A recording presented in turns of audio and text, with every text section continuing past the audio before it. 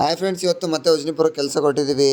ದೇವಸ್ಥಾನದ ಚಪ್ರ ಮುಗಿಸ್ ಬರೋಣ ಅಂತ. ಮೊನ್ನೆ ಹಾಕೋಗಿದ್ ಕಂಬ ಎಲ್ಲ ಸೆಟ್ ಆಗಿತ್ತು. ಮತ್ತೆ ಇವತ್ತು ಬಂದು ಮೇಲೆ ಫ್ರೇಮ್ ಎಲ್ಲ ಪೈಪ್ ಹೊಡ್ಕೊಂಡ್ವಿ. ಮತ್ತೆ ಅದಕ್ಕೆಲ್ಲ ಡಿಸೈನ್ ಗೆ ಅಂತ ಲೇಸರ್ ಕಟಿಂಗ್ ಶೀಟ್ ತರಿಸಿದೀವಿ. ಮತ್ತೆ ಲೇಸರ್ ಕಟಿಂಗ್ ಶೀಟಿಗೂ ಫ್ರೇಮ್ ಎಲ್ಲ ಮಾಡ್ಕೊಂಡು ಶೀಟ್ ಫಿಟ್ ಮಾಡ್ಕೊಂಡ್ವಿ. ಕಡೆನೂ ಡಿಸೈನ್ ಮಾಡ್ಬೇಕು ಅಂತ ಹೇಳಿದ್ರು ಅವರು. ಫಸ್ಟ್ ಫ್ರಂಟ್ ಸೈಡ್ ಎಲ್ಲ ಡಿಸೈನ್ ಮಾಡ್ಕೊಂಡು ಮೇಲೆ ಪೈಪ್ ಹಾಕೋಣಕ್ ಸ್ಟಾರ್ಟ್ ಮಾಡ್ಕೊಂಡ್ವಿ. ಮೇಲೆ ಪೈಪ್ 2.5 ಬಳಸಿದೀವಿ. ಪೈಪ್ ಎಲ್ಲ 1.5 ಅಡಿಗೆ ಒಂದೊಂದು ಪೈಪ್ ಹಾಕಿದೀವಿ. ಒಂದೊಂದೇ ಪೈಪ್ ನ ನೀಟಾಗಿ ಎತ್ತಿಟ್ಕೊಂಡು ವೆಲ್ಡಿಂಗ್ ಮಾಡಿದ್ವಿ. ಫೈನಲಿ ಪೈಪ್ ಎಲ್ಲ ಹೊಡೆಯೋದಾಯ್ತು. ಮತ್ತೆ ಪ್ಲಾಟ್ ಹೊಡಿಬೇಕಿತ್ತು. ಪ್ಲಾಟ್ ಸೈಜ್ ಬಂದು 2 ಇಂಚು. 4 ಇಂಚಿಗೆ ಒಂದೊಂದು ಪ್ಲಾಟ್ ಹೊಡೆದಿದ್ದೀವಿ.